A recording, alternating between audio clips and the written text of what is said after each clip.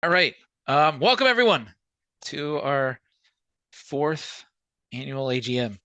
Uh, here's our agenda. Please keep in mind the code of conduct, especially for chat or for discussion at the end. And as you all know, we are recording, and we're gonna put this on YouTube so the folks that couldn't be here can make it.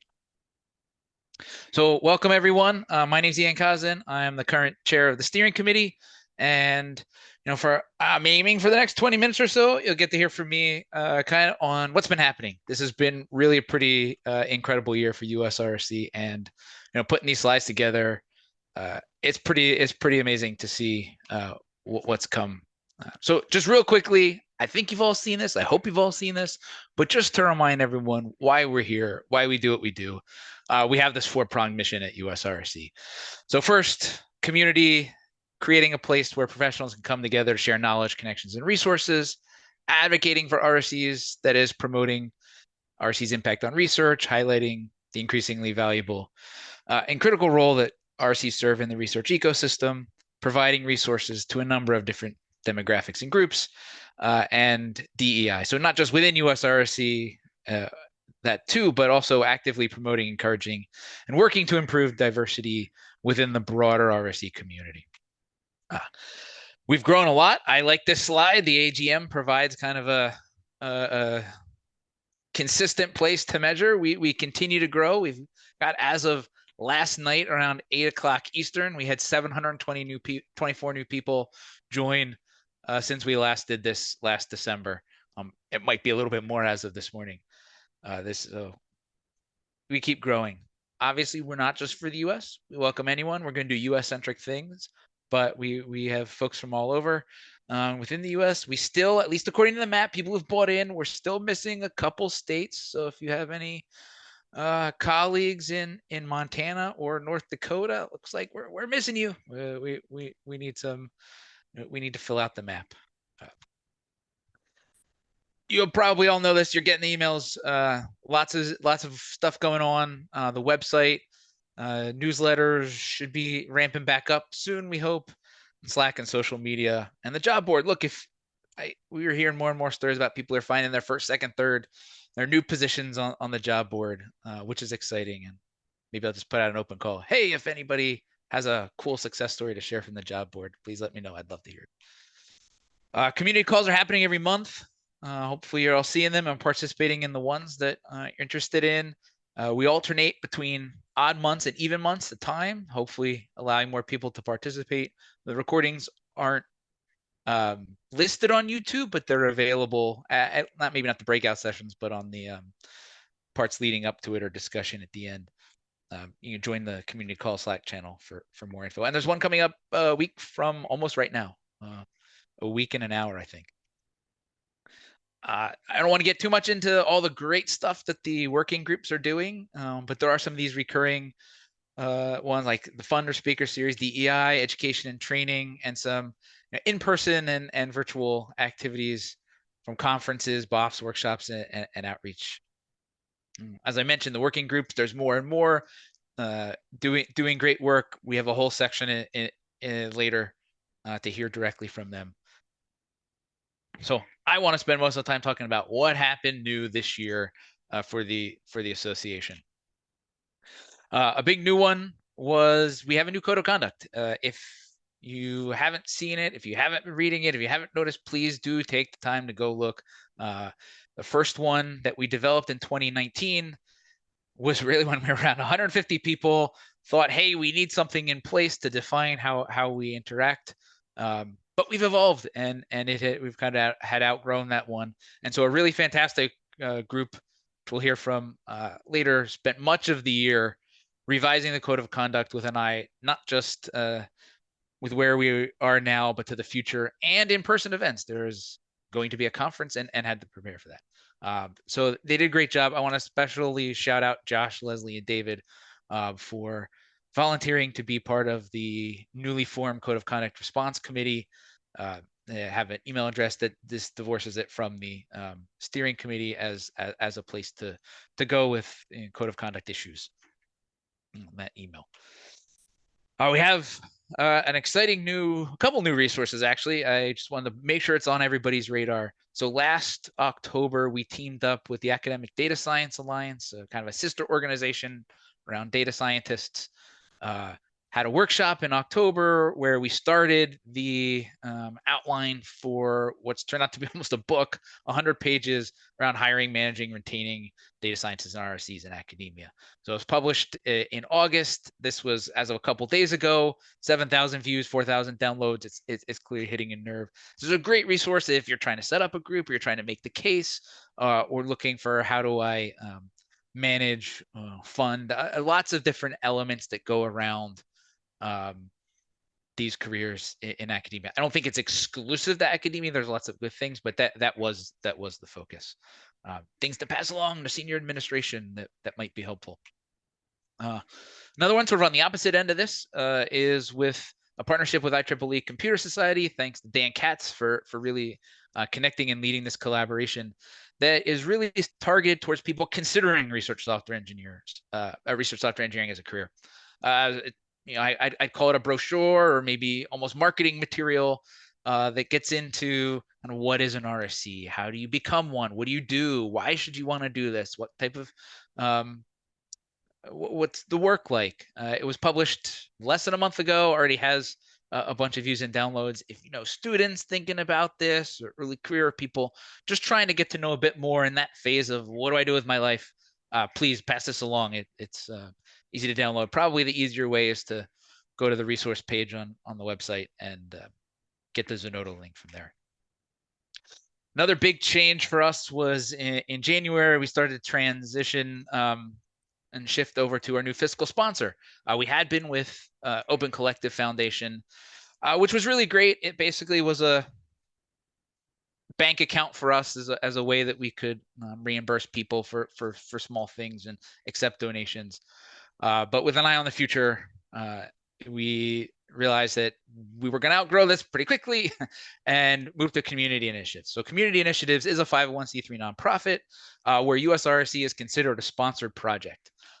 And essentially in exchange for 10% of our revenue, Community Initiatives bestows that 501c3 nonprofit status on us and gives us all these other great things: grant support, legal services, all sorts of human support. There's an HR that enables us to hire staff, which is a big one, and provide things like actual benefits to people who might want from an employer. Honestly, we're still navigating this as a nonprofit, the nonprofit landscape. There are restrictions. They keep us in line. They make sure that we aren't doing anything to jeopardize that fact.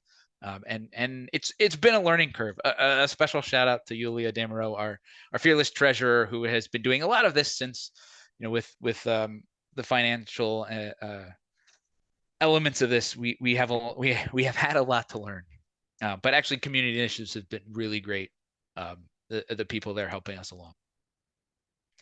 So with that in mind as a backdrop, we've grown a lot over the first 5 years or so, and basically had very little money, purely volunteer effort, had seen this great growth, and we got this fantastic news of this wonderful grant from Sloan Foundation, nearly $800,000 over the course of 2 years, $400K a year roughly, from the Sloan Foundation, that is really going to enable some transformative things. So if you're at the conference, you saw some of this. If you weren't, I'll go over it real quickly. Just what we're doing with this. Really 3 parts: dedicated staff addressing that purely volunteer effort, activities and initiatives to grow and kind of support the mission of the organization, and kind of keep the lights on. The organizational tools and community health are to help us grow and mature in a way that's sustainable. First, dedicated staff.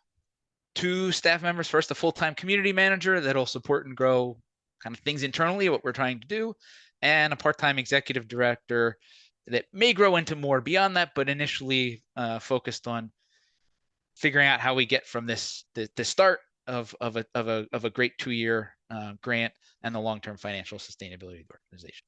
So I hope you all heard. We, after a long and rather exhaustive search with many qualified and really promising candidates, we ended up with someone we know very well, Sandra Gasing.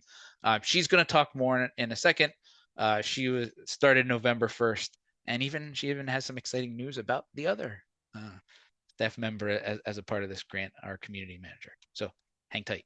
I did want to address, as we are growing and evolving, how we're going to handle the fact that there's now an executive director and an elected steering committee. So the steering committee provides general oversight to the executive director. It is formal with respect to community initiatives, from the fiscal sponsor perspective. Sandra has been around since the very beginning. She's a founding member. She's been on the steering committee, did resign. We will fill that seat as part of the upcoming elections. She was also vice chair that Jeff Carver has stepped into that role through the end of 2023 until we have new officers. And after some discussion, we'll say the executive director as a leader in this organization will join steering committee meetings except where really necessary to exclude, but as a non-voting member. More questions, feel free to reach out and ask how this all works. We are sorting it out as it goes. Second part of this, the second newly enabled thing, is around kind of activities, initiatives. The first is a conference. We had a huge conference, which we'll talk more about in a second. And without this grant, we probably couldn't have done it. It enabled us to sign contracts to guarantee money, and no one was going to sign a contract for $20,000 if we didn't have something in the bank. So Sloan enabled that. It's allowing us to bootstrap these first 2 years to get this off the ground and running. Second is community grants that provides an opportunity for funding to you all, to our members. I'm going to talk about it on the next slide in some more detail. And the last is awards. This is coming soon as a way to recognize and promote contributions to the profession. So around this community initiative and travel grants, some overarching goals here to grow and diversify the community, connect people, assist individuals to grow, increase visibility and viability of RSE as a career, and create opportunities for underserved community members. This could be community grants, could be individual, ranging from 100 to 10,000 per proposal, but we're really expecting most to be less than 2,500. Lots more information on the site here. The next round of deadlines is December 31st, so coming up in 30 days. I will say, as I mentioned before, navigating the nonprofit space has turned out to be difficult. Some things that we weren't necessarily aware of. This is one of the cases where some things are okay and some things really aren't, and we're just navigating that as we go. So working on refining these things, even to the point where maybe instead of grants, we need to be reimbursing for certain activities rather than providing grants. We're working with CI to sort out a lot of this as we go. Lastly, we have the little things that keep us going and healthy. So as I mentioned, the code of conduct group, we had everyone who is part of that committee plus the conference go through a formal code of conduct training through OtterTech. We had DEI consulting come in to look at our code of conduct and provide legalese around making sure we're doing everything right. We'll do some US-RSE branded items and things like election buddy for the elections, which are coming up, and vote. That costs money, and we need to stuff like that in G Suite and a member management system coming soon. So as I mentioned, we had a conference. Hooray! A major milestone a couple months ago in Chicago. It was at the University of Illinois Chicago. 250 people came. It was sold out. That was simply because that was all the space that we had. As you can see from this picture, in the beginning there was standing room only. People were afraid to grab that one empty seat, and it was a great first go. Some more details, tutorials, workshops, BOFs, papers, talks, posters, notebooks, student program, sponsor talks, keynotes. We kind of had it all, including a unicorn mascot. Which was a hit, as we are all unicorns. I wish I had time to go through everybody's names, but I don't. In addition to funding, it takes a huge amount of effort from a lot of people to put together a conference like this for the first time. So 3 slides of all the volunteers who donated time over months to make this go.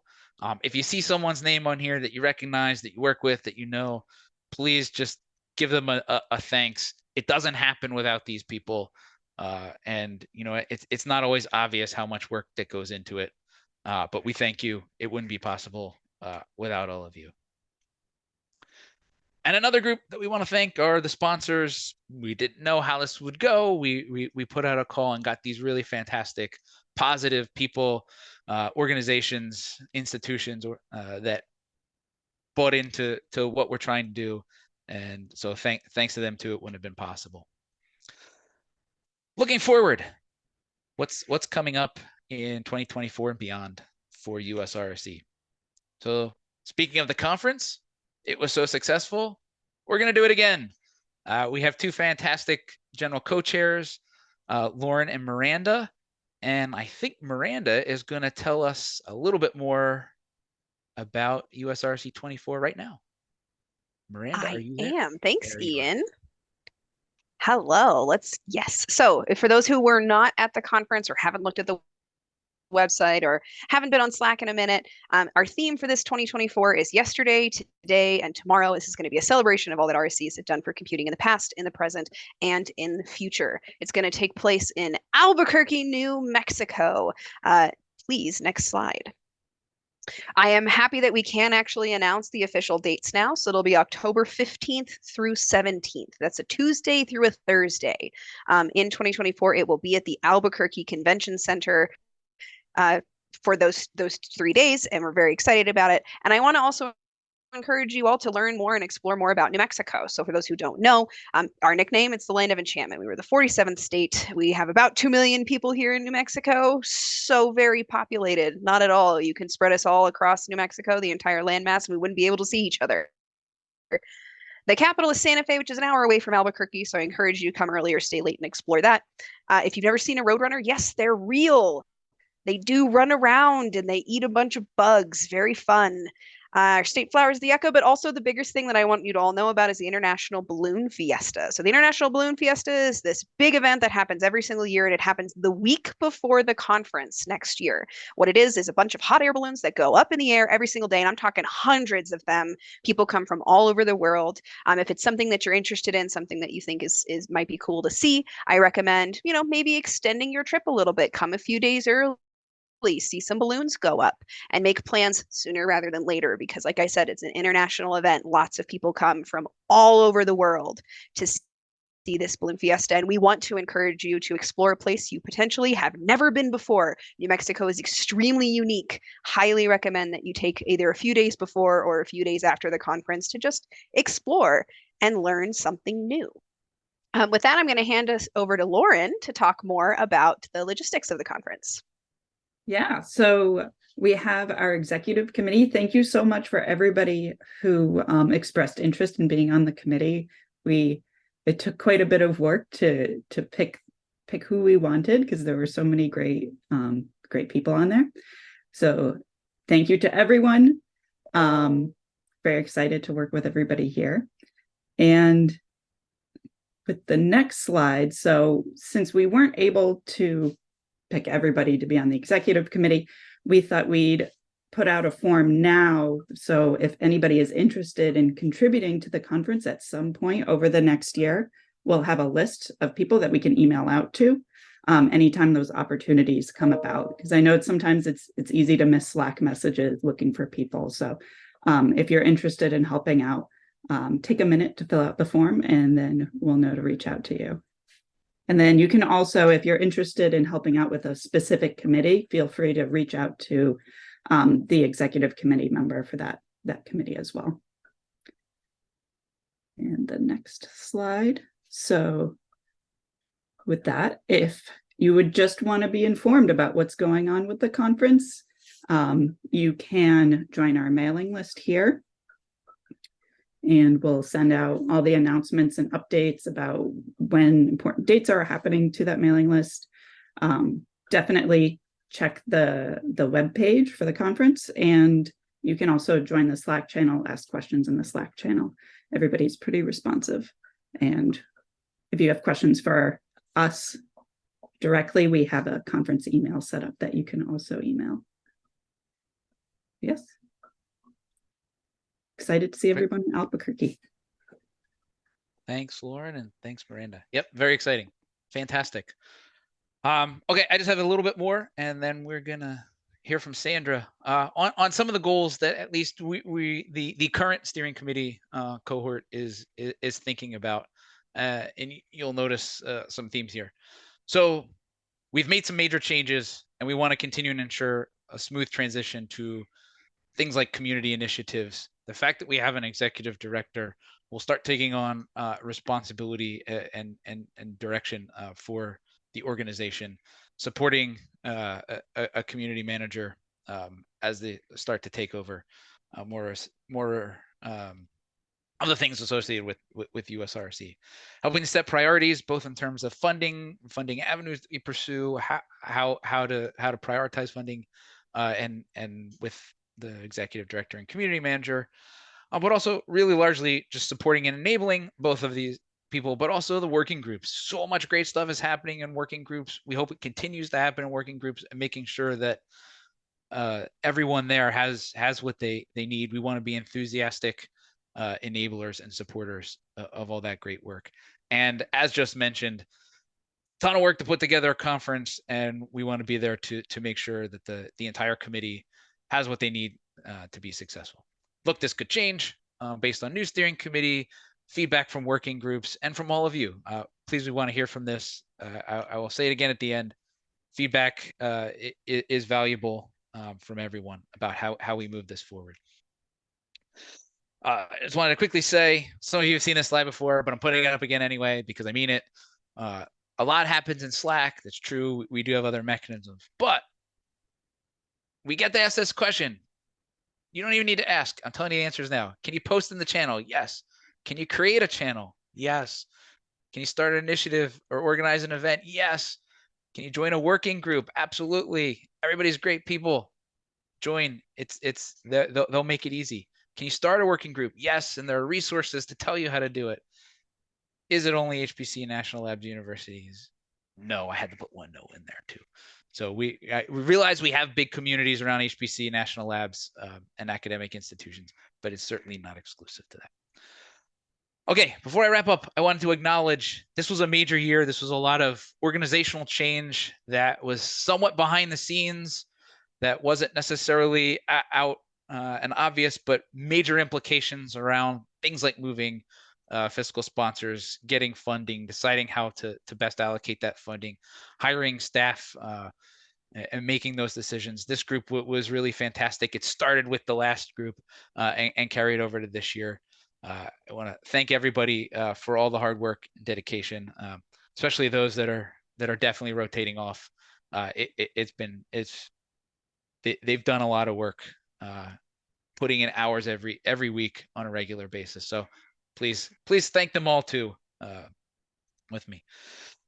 Lots more people to thank. I wish I had more time. The international RSE community is fantastic. This is not this is a collaborative, not a competition. There's no competition. Everybody's working together. It's pretty amazing. Working groups and chairs, members, everybody involved are doing really great things, not just for the organization, but for the community.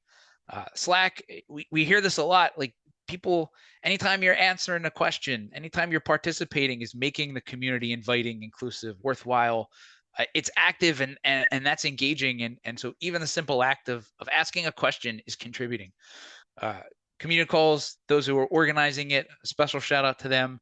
Workshops, everything that we do, the participants too. Same with the conference, everybody who submitted to the conference. That's really why we show up. The planning committee, it's a ton of work, and the sponsors, really everyone. We've kind of have a coming of age. The RSE movement here is in full swing, and it's thanks to a lot of people. So with that, I will wrap up. If you have suggestions, we have the time at the end. Post them in Slack. Get in contact with us. You know, this is keeping the grassroots character is important. So this is a community for the community. So please speak up, send us your feedback, comments. We'd love to hear it. So that I will stop. I will realize that I went over time and apologize and pass it over to Sandra, who's going to take it from here and tell us more about her plans and role as our brand new executive director. Thank you so much, Ian. Yeah, I'm Sandra Gesing. And I will share now first the Mentimeter to make it a little bit more interactive in between. So let me do that. And these are questions, by the way, which we used also 3 years ago. And it would be nice to see what has changed in a couple of questions. So everyone sees the Mentimeter, and the code is 11274848. And I should have copied it also in the chat. Let me do that. Or so everyone I got you covered. Thank you. So yeah, what is on your feed right now? So I cannot answer when I'm doing this sharing, but I have only socks at the moment. And yeah, slippers are now leading. Come on, I know we have a lot of people with dogs or cats. No dog or cat tries to lay on the feet at the moment. Okay, it's still trickling in. Yeah. So yeah, only socks, a lot of. Something else that makes me always a little bit curious, but yeah, we can talk about that another time. So next, what are you doing during this meeting? Paying full attention, really? Answering email, eating, coding, browsing the internet. You are in another meeting at the same time, chatting online, helping kids with schoolwork, watching videos, TV, something else. Okay, we have a high percentage with something else. So we did not give enough of options here. But I really like that paying full attention is leading here. That is great. So with that, things are still trickling in. Okay, expense reports. Yeah, I can see that. Yeah, and yeah, maybe we should have the next time I allow that people can give more than one answer, because then that might be the something else. But paying full attention is leading. I love that. So how have you benefited from the US-RSE Association so far? You met another RSE in person. You met another RSE person online. Gave me a name for my role or career. Learned about some useful resources. Found a job. Found a candidate for an open job. Participated in US-RSE. Participated in another US-RSE event. Interested in the awards and grants. Something else. And here I gave, by the way, the option that it should work, that you can click several options here. So learned about some useful resources. I love that. So we work on that also. Cool. That, yeah, still some trickling in. What would you like the US-RSE Association do in 2024? One or two examples. You know, we have the working groups, we have different awards and grants now. What can we do? Local chapter events, I like that. Yes, definitely. The regional groups is something we want to support more. More fun events, cool. Tech workshops, increase member engagement. Yes, we will. We have a person for that. More travel grants, meme competition, visibility, increase visibility. Yes, we are absolutely working on that. Online workshops, something to, beside our community call, definitely to talk about. More white papers. Find a member in Montana. Yes.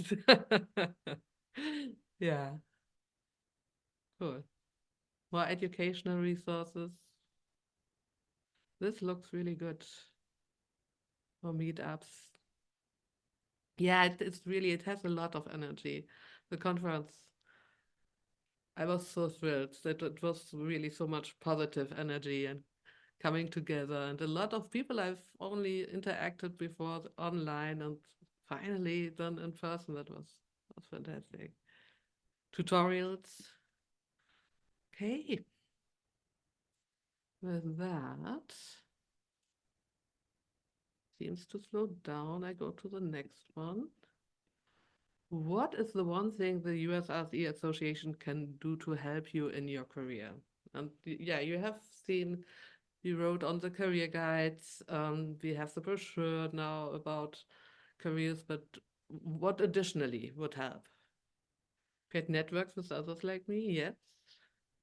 That is something definitely we want, the engagement training possibilities. That sounds good. Networking with other RSEs. Credible threats to leave for another cool RSE org due to all the job postings. Examples of a career path. Yeah, we have applications about that, but we need more examples. Improve broader awareness of importance of RSE roles and research. Yeah, we definitely need that. Promote the value of RSEs to science. Increase awareness of the unique role. Yeah. Help convince funders that RSEs are really important. I think we reached already some of them. So with Sloan, definitely. NSF also has in some of the solicitations now really is mentioning US-RSE and research software engineers. That is compared to 5 years ago. This is fantastic to see. Yes, I think these are fantastic ideas. So mental health resources, something important in respective research fields and new policies regulating the field. Yes. With that, I go to the next one. So one thing I can do to help the US-RSE Association in 2024 is, that is one thing you can think about in this moment where you say, yeah, I can do this. And it's totally fine to say, be active on Slack, listening to people, co-chair a working group. That is a big thing. That is great.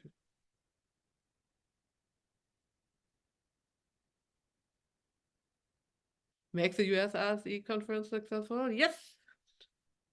Yes, I'm sure. More engagement on Slack, participate. That sounds, yes, that is also what we need. Encourage others to join. Help lead workshops, maybe in more venues. Help get people more involved. Share a resource. These are fantastic ideas. Promote RSEs and US-RSE in my org. Yes, that is also something we need. That really, that at the institutions that people hear about US-RSE and us. Share my professional experiences, find collaboration opportunities. Oh, talk about US-RSE internationally, absolutely. Help organize some workshops in my region. These are great things. Answer question and answer. That is why the Slack channel is often, so active, or it's so active in US-RSE. It's, yeah, people are interacting. Reach out to others here.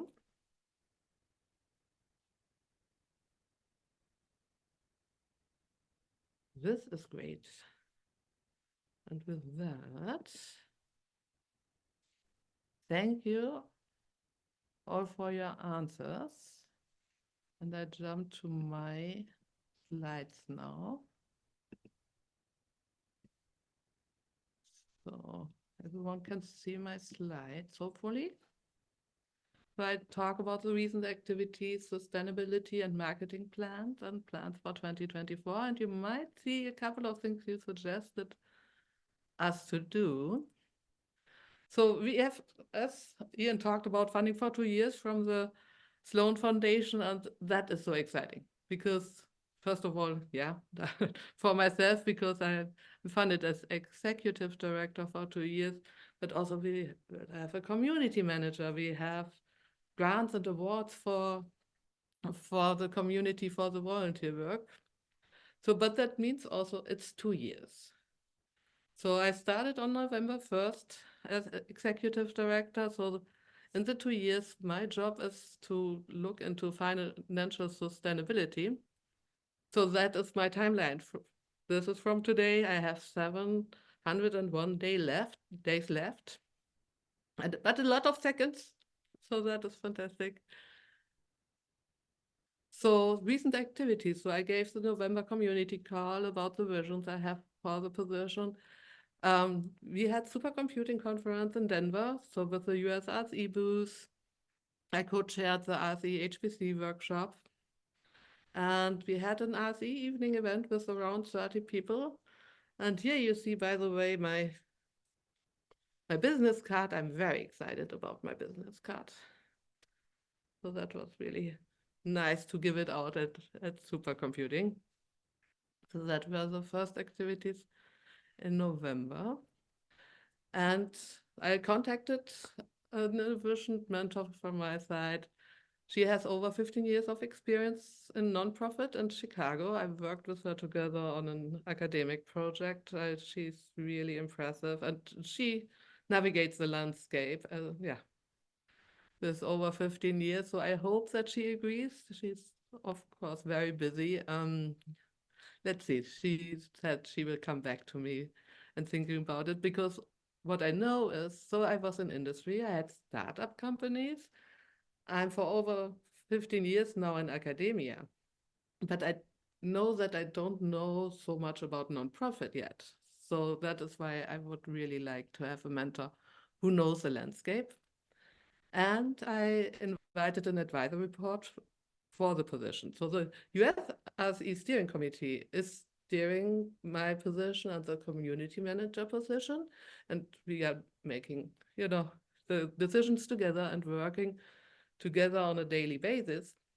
The advisory board is a board that meets with me every 2 months, and I throw at them, for example, the business plan or plans for the future or something.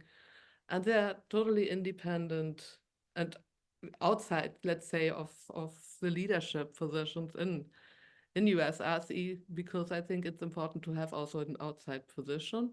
But there are probably a couple of names, I mean, Simon Hattrick is from the Society of Research Software Engineering in the UK, one of the leaderships. Neil Truhang is the director of the Software Sustainability Institute in the UK. Kirk Key, Texas Tech University. So he's a researcher in social sciences, and he does research about how research software, science gateways, how research facilitators, how the landscape develops for them and how to find good leads. And he does fantastic research in that regard. Marianne Long, you might have known her also from the conference, like Neil Truhang, they were both keynote speakers. She leads the Sustainable Horizon Institute, which is also a nonprofit. Lance Parson is a former steering committee member from Princeton University. So he has this nice view of knowing what is going on and can advise also in that regard. John Towns. So many of you might have heard about him. He's the director of Access, was the director of Exceed. He's at NCSA. And Michael Sentner, University of California, San Diego. He's the director of the Center for Excellence for Science Gateways and directly my supervisor there. So since I'm a co-PI also on the center, and we work together for many years, and he's especially also into sustainability and looking into business models and how to keep projects going. So this is my board that gives me, in my position, advice for the next 2 years. So I'm looking forward to that. As I'm looking forward, of course, to work with the steering committee. So, and so excited again. So I love these dogs. So I thought I can show them as a second time. So we have a community manager, and I've seen that she's on the call. And with that, so Sophia Anja Tanyu has agreed to start on December 11th as our community manager. She has a lot of experience with community management. She is a member of US-RSE. She is on the grants committee, for example. And with that, I would give it to her. Sophia. Hi, everyone. I don't have too much to say, but I did want to say that I am very excited to work with the team, and I look forward to helping US-RSE reach its goals. I don't know if there's any questions, but that's all I have for now. So thank you, everyone. Thank you, Sophia. So yeah, let's welcome Sophia together. In 10 days, it's her first day.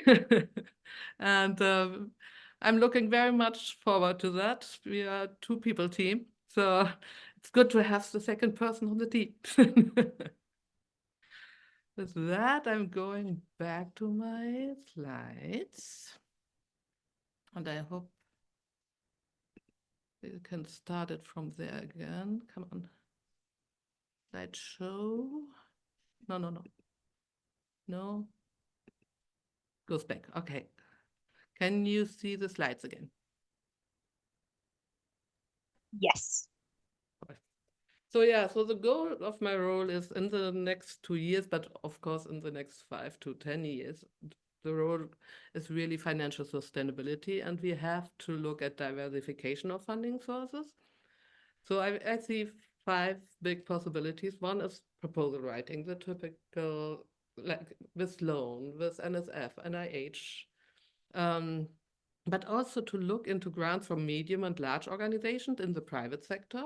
So nonprofit have a couple of other possibilities there. There are some restrictions, but there's also what I've seen by now and I've found out by now that there are quite a few organizations who also support nonprofit.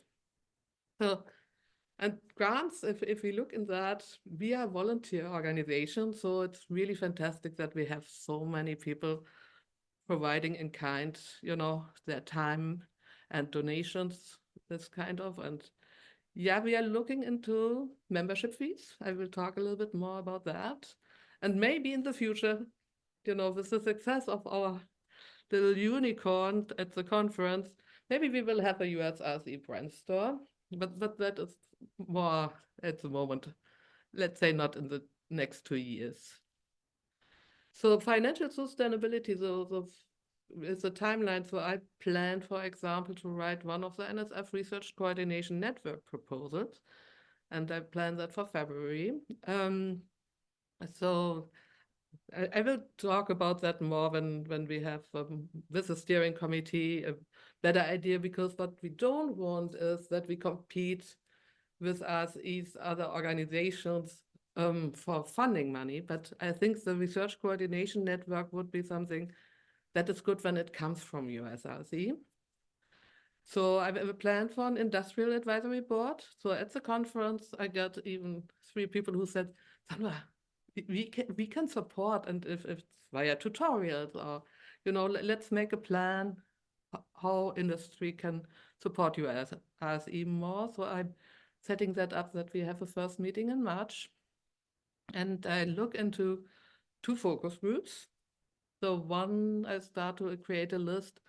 It will be an online focus group for 2 hours or something, where I think with leaders of RSE teams about organizational membership fees and leaders at organizations, what would be interesting? What would be, for example, we can talk about, okay, if an organization pays this amount of money, for example, 5 of their members can come to the conference for $200 less, something like that. And the other thing, I'm a little bit more careful with personal membership fees, which should be, because we want to keep it an open organization. But maybe there is also the interest to say, oh, if there's a membership fee of $50 per year, they get an official membership card, and the $50 when I come to the conference will be directly also taken off. So it's, if people come to the conference, there are not more costs. So that is, I plan for a focus group for that. And what I also want to set up is a every 3 months meeting with a group of leaders of non-traditional organizations, like, the different RSE associations. With ADSA, we are already, like Ian said, sister organization, we are working together. We collaborate with CARC, with CASC. So just to discuss also what makes our role so different, and to learn from each other experience how to interact with the different university and national lab leads, and how can we change really academic culture, because that's what we need with non-traditional organizations. So a marketing plan is really to have again a newsletter, yes. The last one was from March. Then to have outreach campaigns, for example, to minority serving institutions, that we address the diversity in our group, the community colleges, and also domain researchers, that they hear about us, because they're the ones, if they need projects to be done, to really be able maybe also to support groups, to write RSEs into proposals, but especially also the leadership at universities and national labs. And the hard group to reach is the ones who don't know yet that there are RSEs, and that they, even if they hear about it, that they first don't feel that they're part of this group, or they think they are not. How can we tell them, that they're part of a really, welcoming group? So I think that are on the marketing side the first things I approach. So the overarching goals is really changing academic culture, to have career paths for RSEs, have a welcoming and sustainable environment, and keep the grassroots character. And with that, email or contact me in Slack. Happy to get questions, feedback. If you have ideas, happy to hear that all. Great. Thank you, Sandra. Next up, we are going to hear from working groups. And for that, I'm going to pass it over to David, who's going to take it. Here, I just realized I need to make you a co-host so you can share your screen. So David, over to you to introduce our wonderful working group chairs or other representatives. Thanks. Hey, I'm David Nicholson, an RSE in industry and independently open source maintainer, just proving Ian right that we're not all at unis or in HBC, all of the above. And I would be having my cat around my feet, but I closed the door so she wouldn't help me present. And I am going to MC this section with a report out from all the working groups. We're going to try to catch up a little bit on time so that we can also hear from all the candidates from the steering committee and hear questions from you all as well. So we're going to try to shoot for 2 minutes per group. I will stop talking now and just pass it to people, but I will give you the warning if you get to the 2-minute time. And then, we'll hear from everybody what's been going on in the working groups this year. And we're going to start with the education and training working group. I'm going to share my screen. Lauren or Jeff, do you want to present for this? Yep, I'll be presenting. Okay, cool. Yeah. Let me press the right button. Someday I will get the motor memory in place that I have to hit slideshow and not share. It's not today, but it will be someday. Okay, you all see that? No. Your sharing turned off. Why is life hard?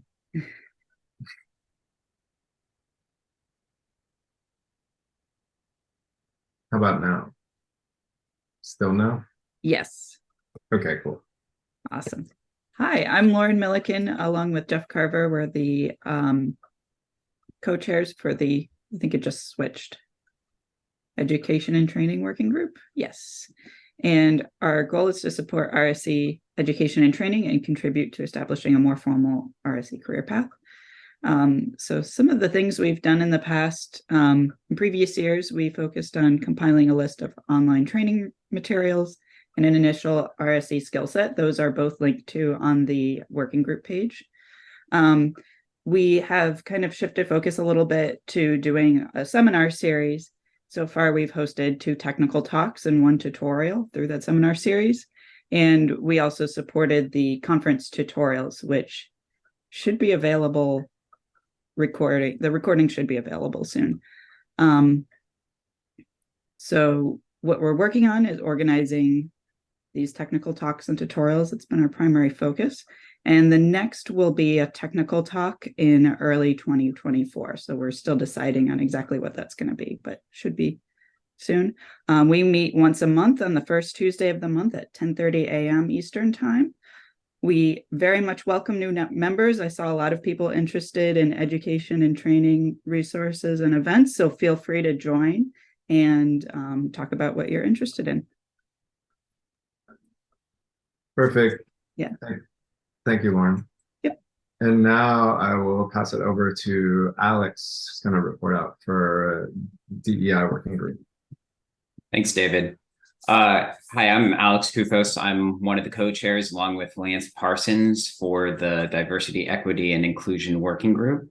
Our working group is currently meeting bi-weekly on Wednesdays at noon Pacific, 3 p.m. Eastern.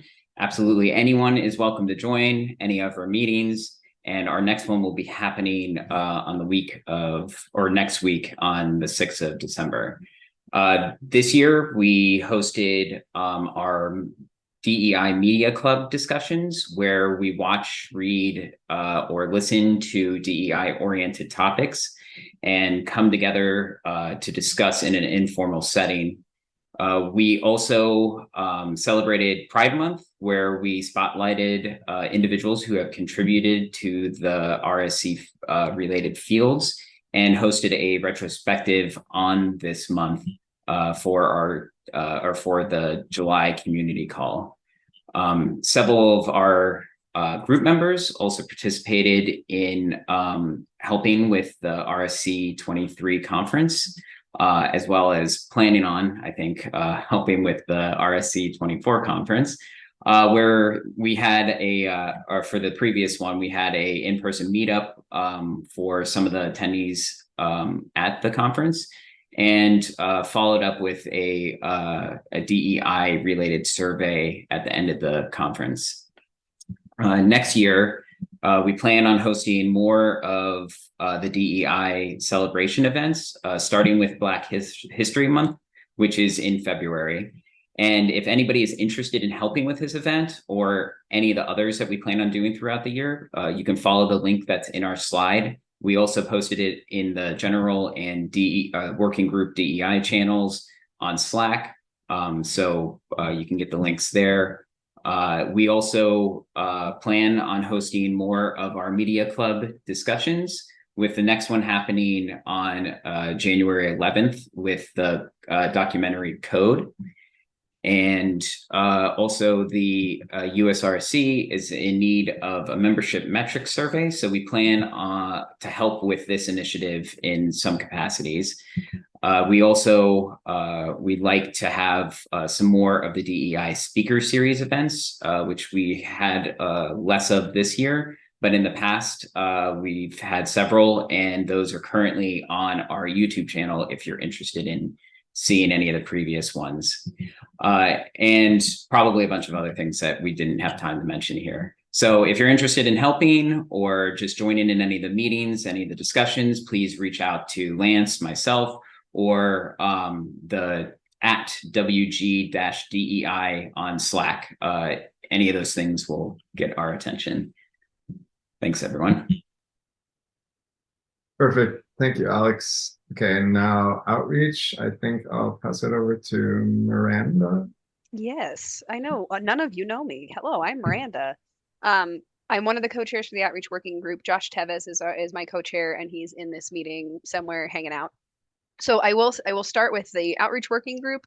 Kind of ended up just becoming the outreach committee helpers for US-RSE 23. So there was a huge cessation of actually having meetings because we were all just too busy helping out with that this year. However, before that started happening, we did have some pretty cool activities.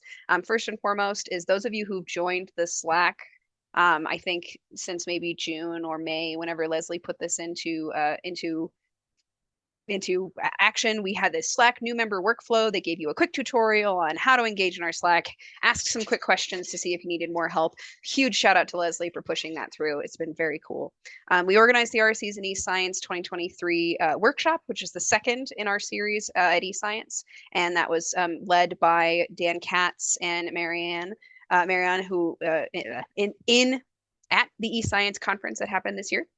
We also did a t-shirt fundraiser in June. It was US-RSE 23 branded. And like I said, beyond that, lots of US-RSE 23 involvement. We are hoping to pick back up and have regular meetings again starting in the new year. So if you're interested, just go to our Slack channel, WG Outreach. We mostly are looking forward to being able to brand some US-RSE events at different conferences, at getting some swag and some activities out there, and making connections with other organizations that could collaborate with US-RSE. So we are definitely interested in some help. Please feel free to join us.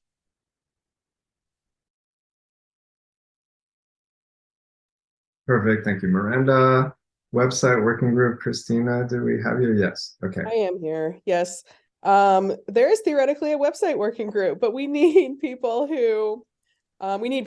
for it, to lead it, to participate, to help keep our website running and our public face to the world going. The job board, I just want to specifically call out that because the job board is great and that's sort of part of the website. We got Chad doing a lot of the work there. Thank you so much for keeping that going and approving those. We did do a little bit in 2023 in terms of improving documentation about how you do things, streamlining some of the review processes, some basic maintenance tasks, but there are still pending sort of site improvement and feature requests. There's some, always ongoing maintenance that needs to happen, overall strategy.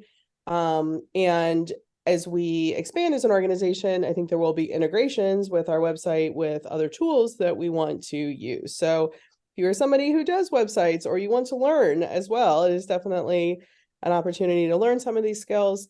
Mostly it's join the channel. We do not have regular meetings at this point. We would love if there was somebody who was organizing at that level, but we do not have that currently. So an opportunity to get involved, and it's something that doesn't require a big commitment. Just sort of get up to speed on the website, approve some pull requests, help people out with their issues would be more than welcome. Perfect. Thank you, Christina. And I just want to echo what you said. Thank you so much, Chad, for everything you've done with Job Board and also having it post on social media. That is like a huge driver of people looking at our social media posts. So thank you for that as well. And now for Code of Conduct, I'll let Josh present this. Hi, I'm Josh Tevis. I, for a while, was co-chairing the Code of Conduct Working Group, and now I'm on the Code of Conduct Committee. We established a new Code of Conduct in October 2023. Thanks again, Ian, for the shout out. I have a link that I'm sure Miranda will replicate in the chat as well. We established our first committee, which is going to be Leslie Espana, David Nicholson, and myself. Thank you, Leslie and David.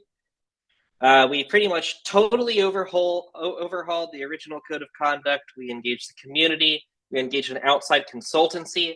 We learned about the intricacies of Code of Conduct legal theory, a branch of study I hope to never study again. And we have a special thanks for Ludovico and Lance for being extra responders during the conference this year. Thanks, both of you.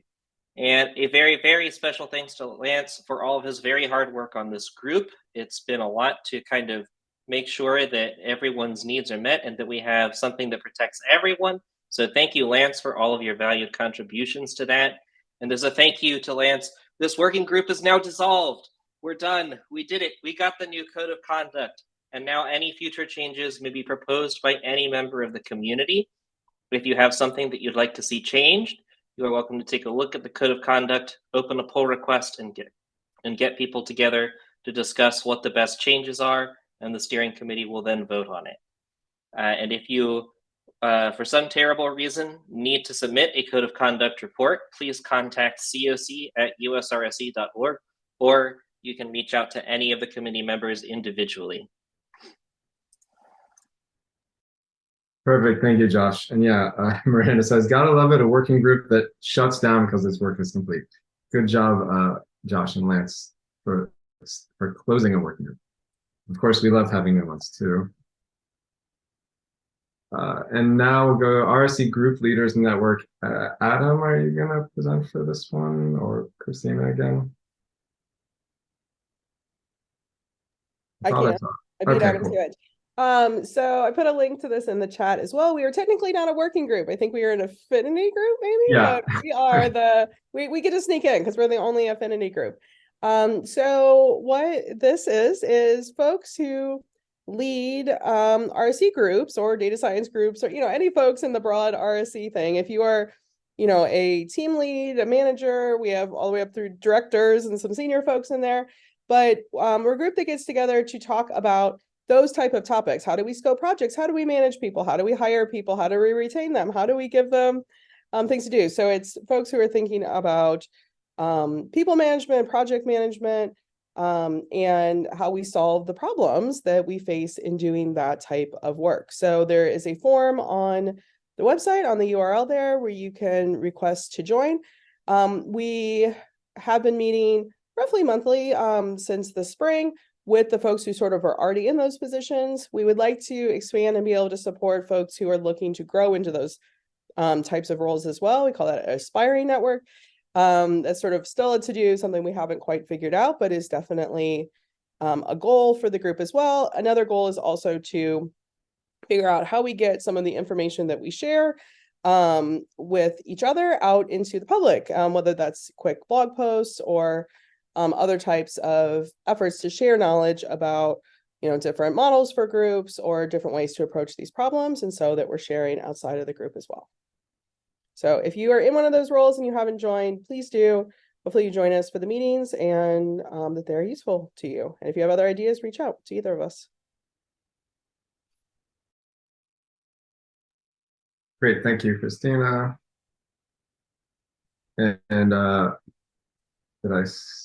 Yes, community calls. Yulia, Abby, is one of you 100%? I will.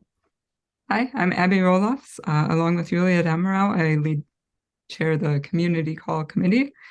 Ian gave us a great shout out at the beginning there and listed some of the call topics that we've had in the past year, so I won't repeat those, but we do have monthly community calls on Zoom in case anybody wasn't aware.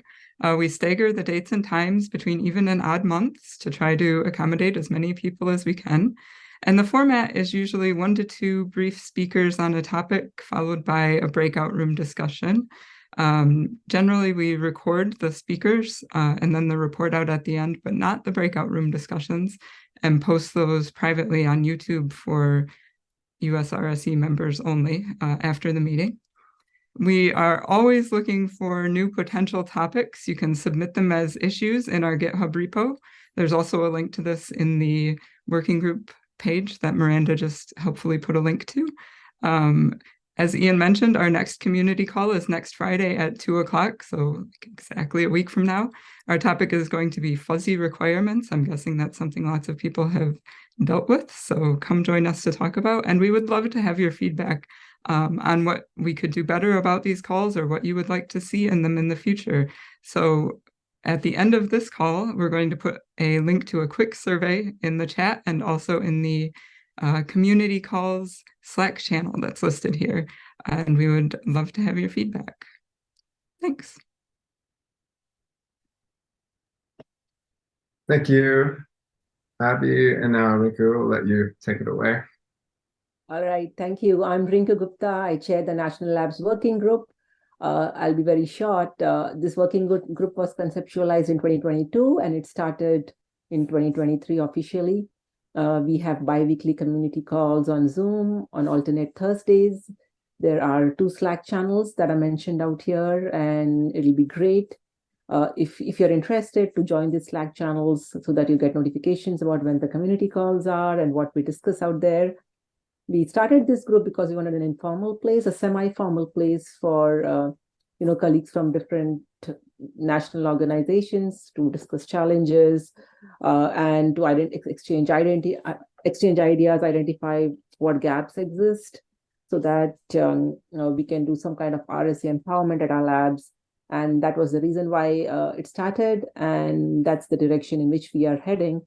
Our focus for 2023 was to essentially create a guide for individuals to get started with an RSE movement in their organization, and this guide is in the final stages. So I encourage you to join the Slack channels should you want to provide any kind of feedback on this guide. I want to give a shout out to Gregory out here, who's on the call, who is one of the main leads of this guide. Thanks, Gregory. And I look forward to seeing some more new faces in the working group. Thank you.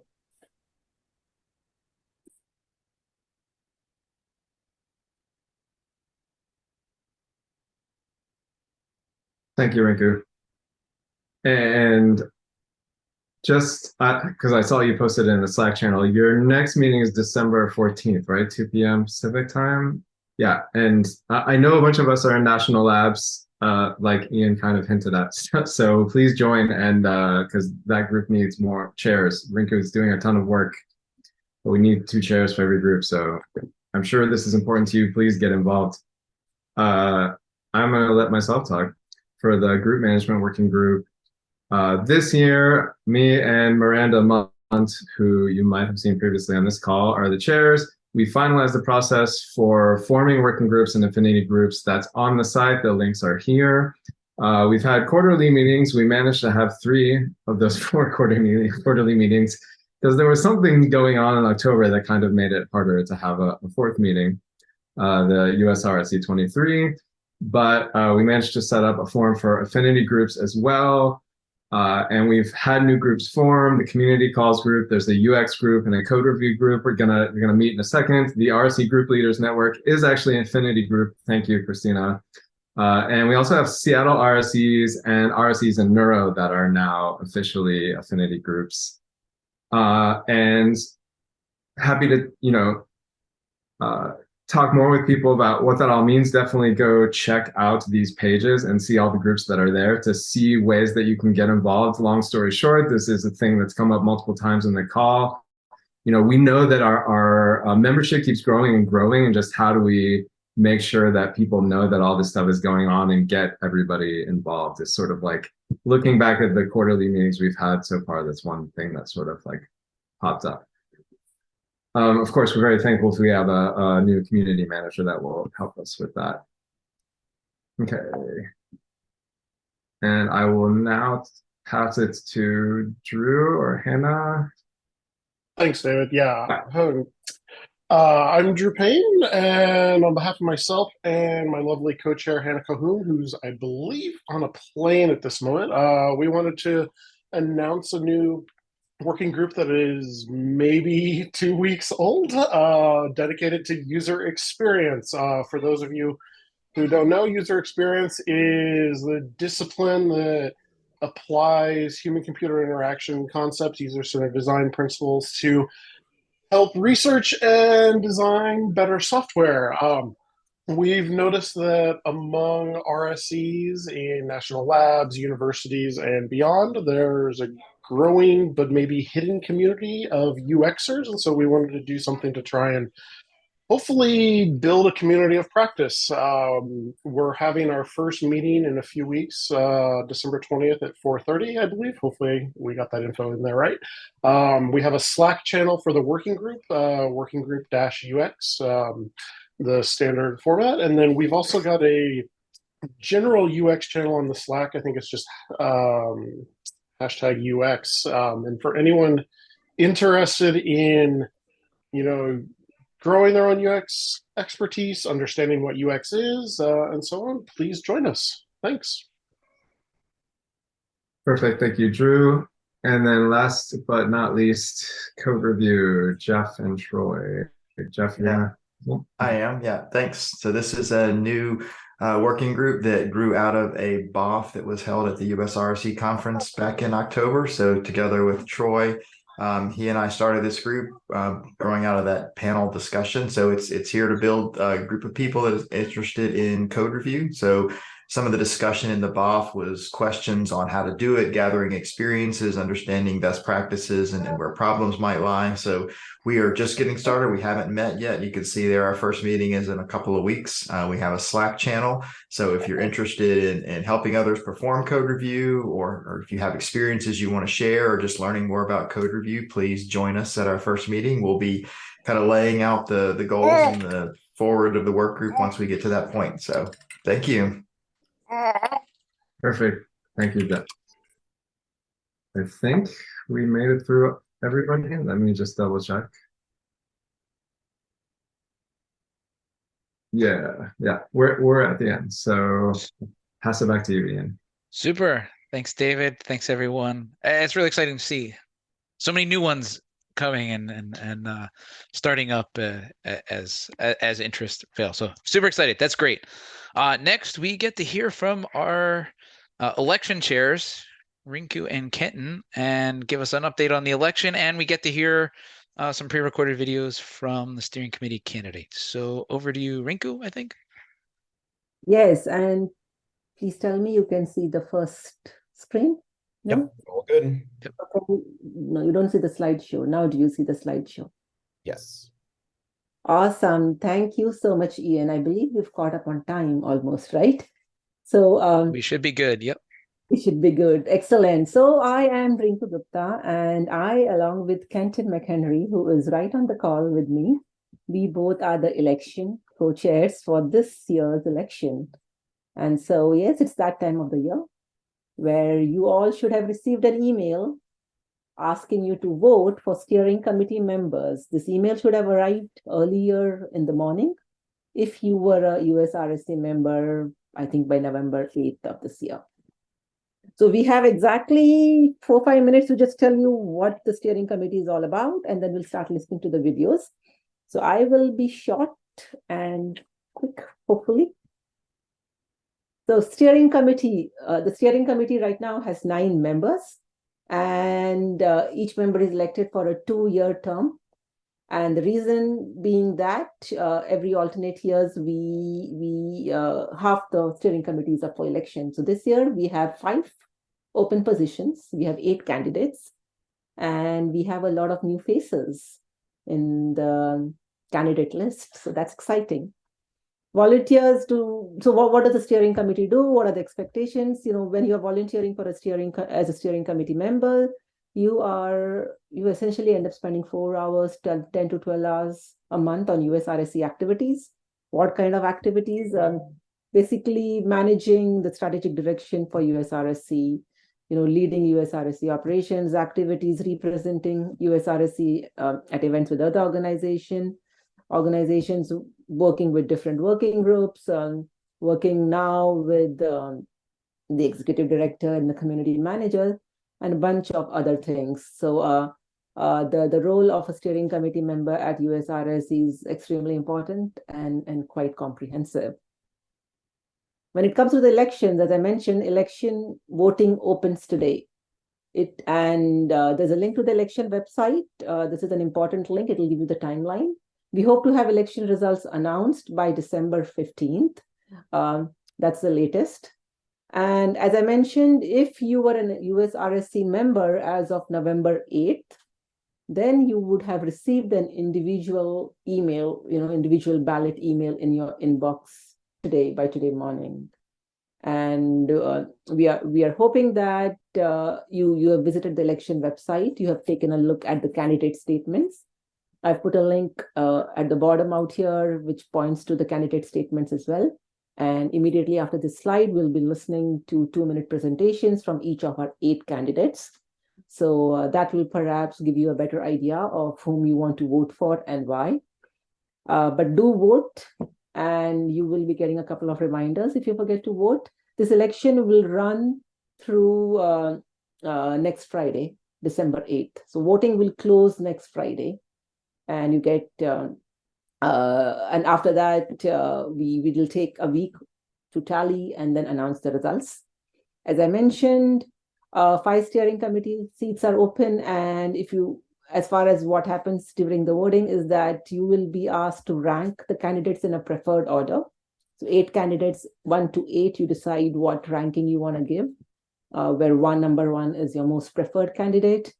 And you have to choose at least one candidate.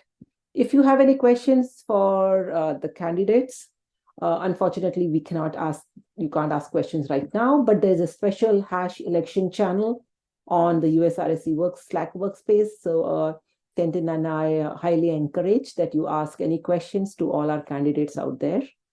And with that, again, a reminder and encouragement to definitely click on that vote link, open it up, and say who your preferred candidates are. With that, I will start showing you the videos of each of the candidates. Each of the videos have been pre-recorded to make sure that there are no technical difficulties at the last minute. They're all in random order. And so I will start, and hopefully this will work. Oh, before I start, here is a list of all our candidates. They'll introduce themselves out here.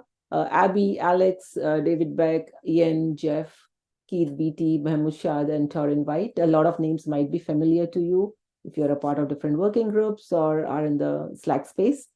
And as I said, I'll start playing the videos in random order now. Hello, everyone. My name is Torin White, and I'm running for the US-RSE Steering Committee, along with all these other wonderful people. I work as the lead data scientist at the University of Illinois, Chicago on the HPC and secure computing teams. And that's where I first learned about US-RSE and got involved. In this past year, I've gotten more involved by serving on the Publications Committee and the Notebooks Program Subcommittee for the first US-RSE conference that was just held at USC this last fall. And that was a wonderful experience, and I'm eager for the opportunity to get more involved and help grow the organization.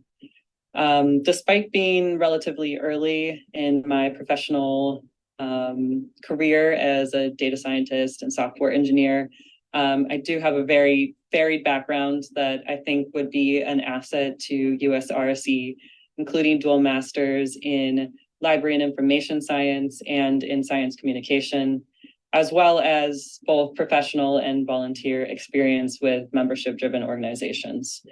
Most relevant to US-RSE, I have many years of experience involved with the software, data, and library carpentries as an instructor, lesson developer, and maintainer, most of which has been leading the initiative to create curriculum for an introduction to reproducible publications for our Markdown, since updated to Quarto, that can be found in the Carpentries Incubator. So like I said, I'm looking forward to getting more involved with US-RSE and helping run the day-to-day business of the organization. So thank you very much for your time. And that was Torin. Her statement can be found on the election website. I'll move on to the next candidate. Hi, I'm Abby Roloffs. I'm a research software engineer, and I lead a small team of research software engineers at the University of Michigan College of Literature, Science, and the Arts. I've been doing RSE work for close to a decade now, but probably like many of you, I didn't really know that there was a term for what I was doing until a colleague introduced me to US-RSE. Since then, I've gotten involved in the community by attending the community calls, going to a couple of in-person events, and volunteering for some of the working groups. I found this to be a great and welcoming community of people who really understand the challenges and the rewards of working in research software. I've benefited so much from the insights and suggestions and support of others in this community, especially in my role as a team lead working to develop and grow an RSE group. Much of what I've gained here, I really don't think I could have found anywhere else. I'm running for the steering committee because I'd like to help ensure that US-RSE continues in this vein of providing support and community for members. I'd like to see us provide even more resources for those who are working on their own in their labs or institutions, or for those who are trying to start new RSE groups. I'd be happy to answer any questions you have or connect with you on Slack, and I thank you for your consideration. All right, we'll move on to the third candidate. Hello, everybody. My name is Alex Kuthos. I'm currently a self-proclaimed research software engineer in the solar physics group at Stanford. I'm currently running because I'm very passionate about promoting the concept of research software engineering and helping fellow RSEs find community within our growing field. I've been a US-RSE member for over 3 years now, and the moment I joined this association, I instantly realized that I had found my community.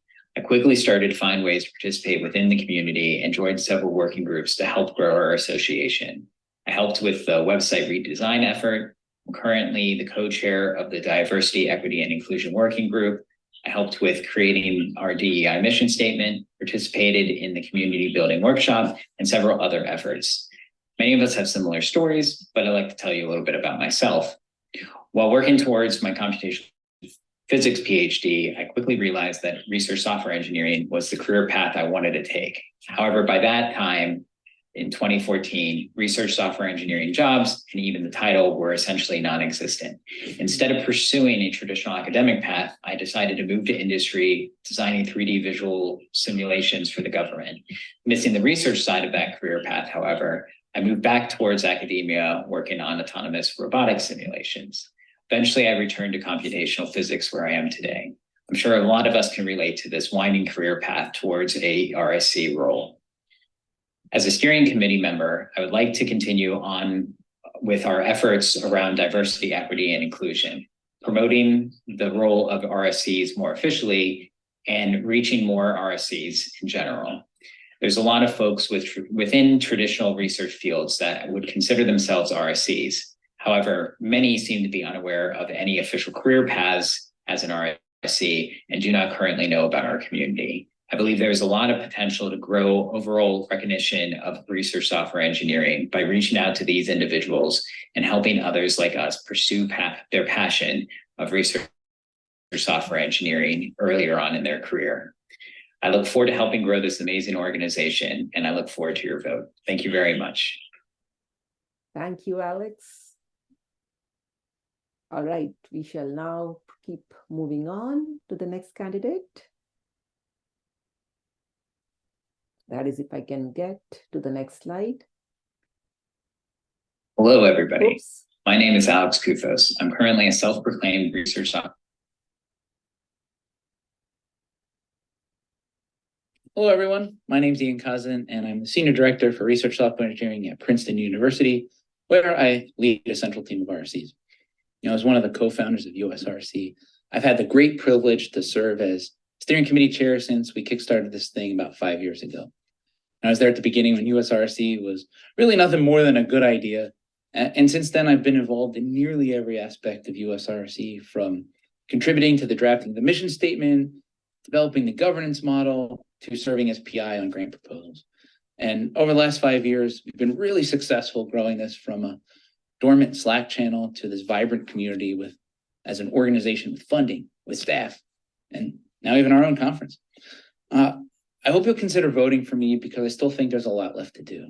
And if reelected, I have 3 main goals. So first, support our new executive director and community manager. Hiring staff represents a pretty significant change for US-RSE, and I want to set them both up for success. Second, support our upcoming conferences. So these are major flagship events that offer really huge benefits, not just for RSCs, but for the RSC profession as a whole. And it takes a lot of often thankless work to put together a conference, and I want to ensure that our amazing community volunteers have all the support and resources that they need.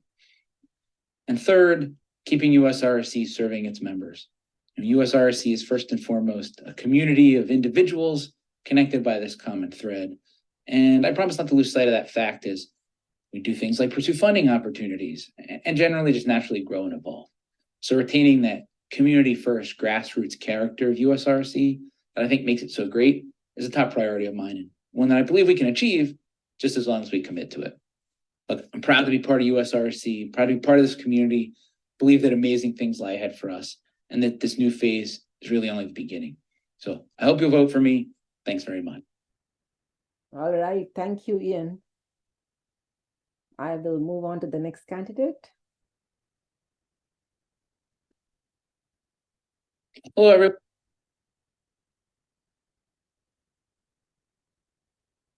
Oh, hi there. My name is Keith Beatty. You may know me from the monthly community calls, running a Birds of Feathers session on what it means to be an RSE at a national lab during the US-RSE conference. The group lead of the Sustainable Software Engineering Group in the Scientific Data Division here at the Berkeley Lab. Or that guy who ate the last slice of carrot cake at the conference last month in Chicago.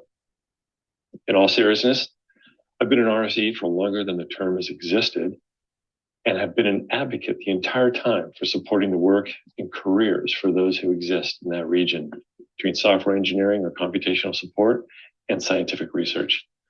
I remember when I first learned of the Society of RSEs, and I thought, I'm not the only one who feels as strongly about this. Later, when I learned of the US-RSE, I joined immediately and have been inspired by their organization and the people involved. A lot has been accomplished, but there's still more to be done. I'd very much like to be involved in that to a greater degree, so I'm running for a seat on the steering committee. One of the areas I'd like to be involved with is widening the pipeline that feeds incoming RSEs to include underrepresented communities, increasing the diversity and the strength of the field. We could help our members recruit for minority-serving universities or even industry. Increasing the diversity of all types in the field brings breadth of ideas and approaches while creating recruitment and retention advantages. With that, I hope you will rank me near the top of your list when voting this week. Thanks. Thank you, Keith. And I shall now move to the next one. Hi, I'm Dave Beck from the University of Washington Scientific Software Engineering Center. I work on a diverse team of research software engineers, and every day directly through their efforts, they not only accelerate the pace of research, but they fundamentally change the questions that can be asked through research by society. As a result, I'm very passionate about the role of research software engineering and how that will advance the arts, engineering, humanities, and sciences. There are 3 areas of focus I have with my own team, with my own institution, and I think they align with the mission of the US-RSE. First is growing the US-RSE community. The Bureau of Labor Statistics predicts that over the next 10 years, jobs like research software engineer will grow by about 20%. I want to make sure that those folks are included in our community, and I want to think about how we can potentially expand that growth beyond 20%. I want to advocate for the creation of more teams of research software engineers at the institutional level. We know these teams work, and through the successes of folks like you, I believe that the US-RSE is well positioned to showcase those successes and advocate for more institutional funding across the United States to support these teams. Finally, I want to drive institutional and cultural change around research software engineering. There are lots of facets of this, but as an example, RSEs deserve job stability and competitive salaries with industry. Funding agencies don't always adequately value or understand these complexities, and the US-RSE organization is well positioned to promote awareness and advocate for better understanding with our funders. So thanks for listening to what I had to say and what has been a super awkward recording to make. I'm Dave Beck. Thank you. Thank you, David. And yes, thank you all the candidates for giving, respecting the 2-minute time limit. I know 2 minutes is a really short time to make videos, but we'll now move to the next candidate. Hi, I'm Dave Beck from the University. If I can just get this right by the last candidate. I think we should have Mahmoud. Yes. Hello, everyone. My name is Mahmoud Shah, Director of Engineering at Harvard Research Computing and Kepler Institute for the Study of Natural and Artificial Intelligence at Harvard University. I'm coming from computational science and HPC background. During my career, I have collaborated on different RSE projects with researchers in different disciplines, from life science to engineering, public health, medical sciences. My motivation to join US-RSE Steering Committee comes from the impact of RSE on research. And 5 years ago, I presented my work on neuroscience and how RSE is helping neuroscience research. I would like to,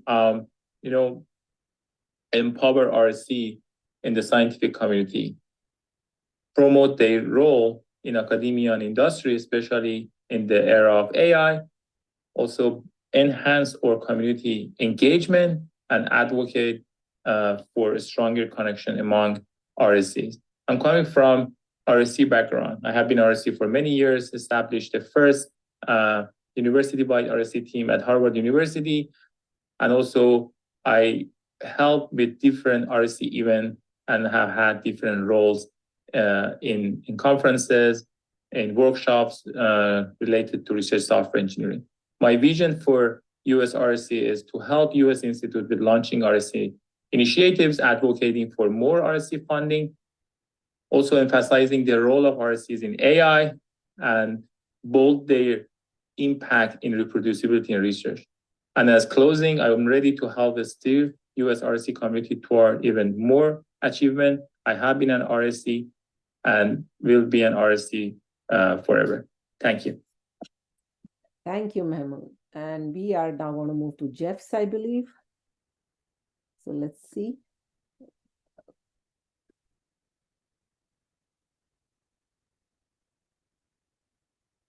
Hi, my name is Jeff Carver. I'm a professor of computer science at the University of Alabama with research focused in software engineering, specifically human factors. For the last 20 years, I've conducted research at the intersection of software engineering and research software, specifically focused on research software engineers. I also manage an RSE effort here. As a member of the steering committee since its inception, I've been honored to help steer the organization from a fledgling idea discussed among a small group of visionaries to a 2,000-member organization with a financial sponsorship and executive director and annual conference. I've been active in starting and leading working groups. First, with my background as a professor and my expertise in software engineering, I started the Education and Training Working Group and continue to co-lead it. This group has organized a seminar series. Second, I recently worked with another US-RSE member to start the Code Review Working Group, which grew out of a session from the US-RSE conference. I've also served the steering committee in various roles, including secretary, where I edited and uploaded videos to YouTube, co-chair of the Community Grants Committee, vice chair, International RSE Council representative, and representative to the International RSE Survey Task Force. Finally, I worked with other steering committee members to obtain funding from the Sloan Foundation. I've also conducted extensive research in the development of research software. I've studied how RSEs can effectively use software engineering practices to improve the quality and sustainability of their software. Some of the topics that I study include peer code review, software testing, and software security. This long-standing research program has given me insights into the development of research software and its challenges. My experiences on the steering committee paired with my academic background have motivated me to seek another term where I can help US-RSE continue to move forward. I'm especially interested in helping RSCs learn more about the software engineering practices that can help make them more effective and make their software more sustainable. My formal background in software engineering, as well as my role as an educator, make me well suited for this task. I look forward to continuing to bring this perspective of an academic and a software engineering researcher to the steering committee. I ask for your vote. Thank you. Thank you, Jeff Carver. And I believe these were all our candidates, and I'm sure you'll agree that we have a really, really excellent list of candidates this time. This slide out here tells the goals for 2024 for the steering committee. I'm not really going to go deep into it, but I just want to let everybody know that the new steering committee will work closely with the community manager and the executive director and set up priorities of funding and staff goals and work on the overall mission of empowering US-RSE. So again, with this, I will stop my screen share. I just want to point out also that these candidate videos may not be available on the election webpage, but this whole annual general meeting is being recorded, and Miranda will post the whole recording online soon. And so watch out for it if you want to listen to the recordings again. The statements are available on the election webpage. Thank you again for patiently listening, and I'll give over control to Ian. Great. Thanks, Rinku. Thanks, Kenton. Thanks for putting that all together and organizing an election, a very important thing. And I know it's a fair bit of work to organize and orchestrate and get it all going. So thanks very much. Kenton. Yes, Kenton McHenry. I shout out. Kenton's just quietly there, but Kenton's doing it too. Here he is, coming on a thumbs up. Very good. Okay, our last kind of update is from our treasurer, Yulia Damaro, to talk about finances and budget. Over to you, Yulia. Yes. Thank you. Let's see. Do you see my slides? Yep. All right, cool. Yeah, hi everybody. I'm gonna give a quick update about our finances. I'll try to be quick. As Ian already mentioned earlier today, we have a new fiscal sponsor, one of the big things that happened this year. And that was a big change from OCF where we were previously. If you don't know, a fiscal sponsor is basically a 501c3 nonprofit, and that nonprofit takes on projects, sponsor projects. And by doing so, it extends the nonprofit status to those projects, and the projects basically become part of that organization. And that means that we have to follow all the nonprofit rules, which are very complex. It has been a very steep learning curve this year. We get, for being part of community initiative or CI, we get HR and payroll services, so we can hire people, we can pay people, we can provide them with benefits, we get legal support, we get grant reporting support, and we're in good company at CI. Several of projects that you probably know, ATSA, PyOpenSci, the Carpentries, are all part of CI. Oops. All right, so financial information for this year. So the other big thing that happened, right, was a Sloan grant. We get about 400K per year for 2 years. We have 4 rough categories that we put this money in. The biggest one is salaries. Now we have an executive director and a community manager.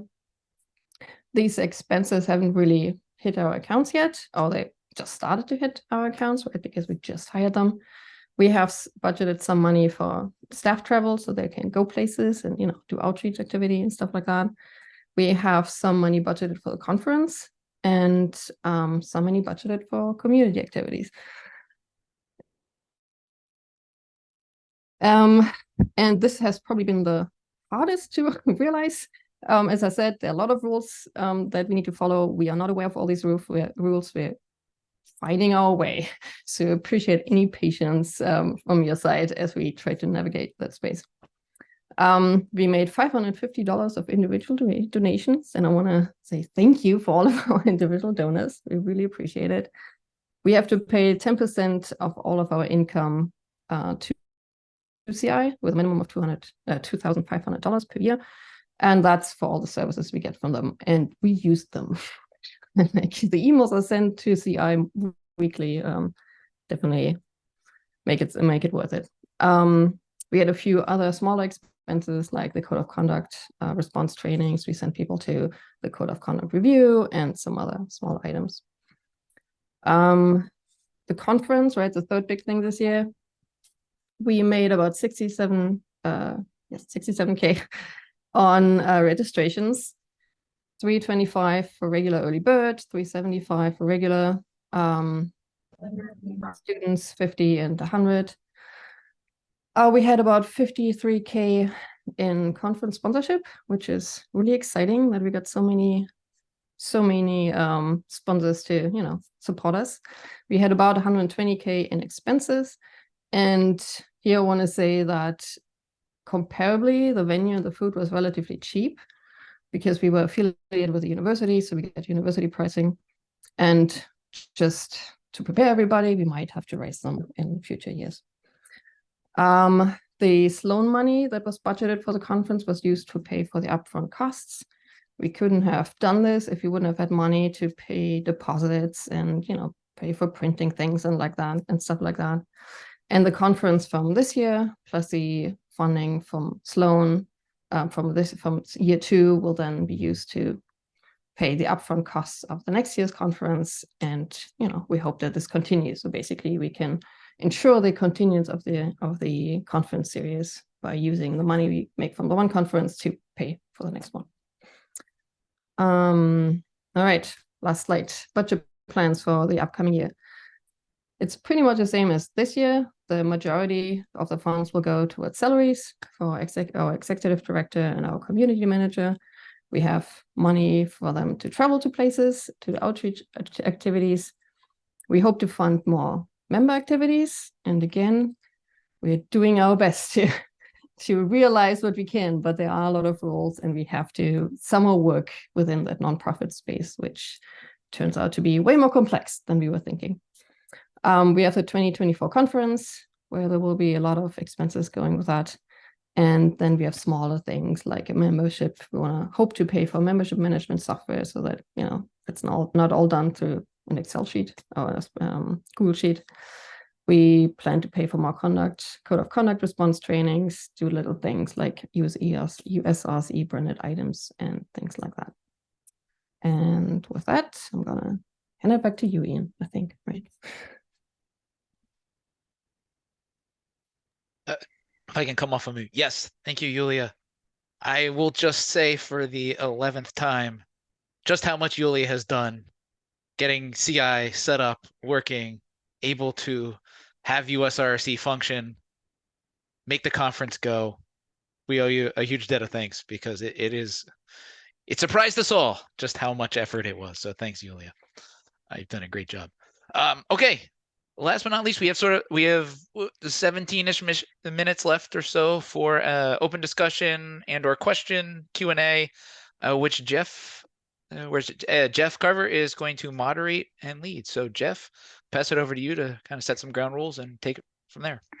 All right, thanks. So I think the way we'll do this, if people have questions or comments, you can either raise your hand and I can call on you, or if you'd rather just type it in the chat, then I can read the questions as long as they don't get buried in other conversations. So if anybody has questions or comments they want to either ask the steering committee or just make in public, please go ahead and like I said, either raise your hand or put something in the chat.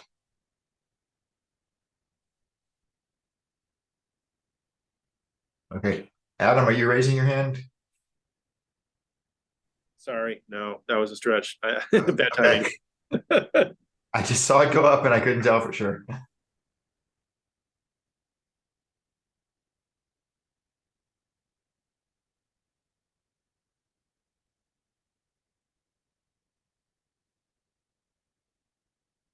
guess we'll pause here for just a minute, give people a chance to think, but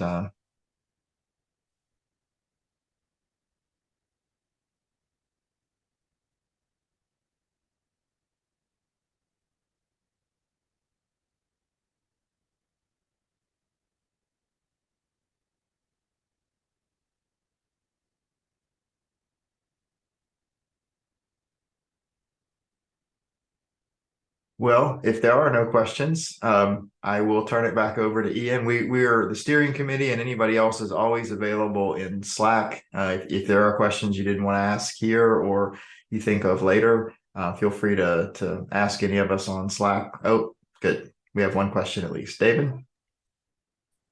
I promise I'm not just coming up with a question to make sure we have at least one question. That's right. You said to wait till I closed it out before you. Right. I love to derail things like that. Could we say a little bit about the community and travel grants? Like specifically, how would we get feedback if we had ideas and were too embarrassed to talk about it here at the annual general meeting? So I can try to answer that question, or if Miranda, feel free to jump in too. Miranda and I chair that committee. So the quick answer is you can just, if you have a question about whether something is a good candidate for that program, you could ask either Miranda or me directly or on the channel in Slack. We have updated the page with some FAQs after we've had some questions and some things in the first round to try to make it clear. But that's probably the best way to do it. I don't know, Miranda, if you've got anything else. There's also the grants channel on Slack, and we more than encourage you to ask questions there and say, hey, what do you think about this? But what Jeff said is right. As every round goes on, when we find more and more clarifying items, we will put them in the FAQs that's at the bottom of the grants and awards page on the website. And then just as a shout out reminder for those who may have joined late, the next deadline is December 31st. So if you're thinking about applying for a travel or a community grant, please apply. Thank you. Thank you. I just wanted to say thanks for coming. Thanks for being here. Thanks for participating as part of this community. It takes a lot of effort to move this along. from all of you. It's exciting to see what this has become. And remember, really, we are a community. We are open to ideas and suggestions. So don't be bashful. Don't be shy. Speak up about things that you'd like to see this organization be, so we can support you and our community. So that, I'll wish everyone a happy holiday season, a happy New Year. Hope to see you in working groups and community calls and the like. And tell your colleagues, especially if you know someone in Montana or North Dakota. And with that, I'll thank you all. Have a great one, and don't forget to vote in the elections.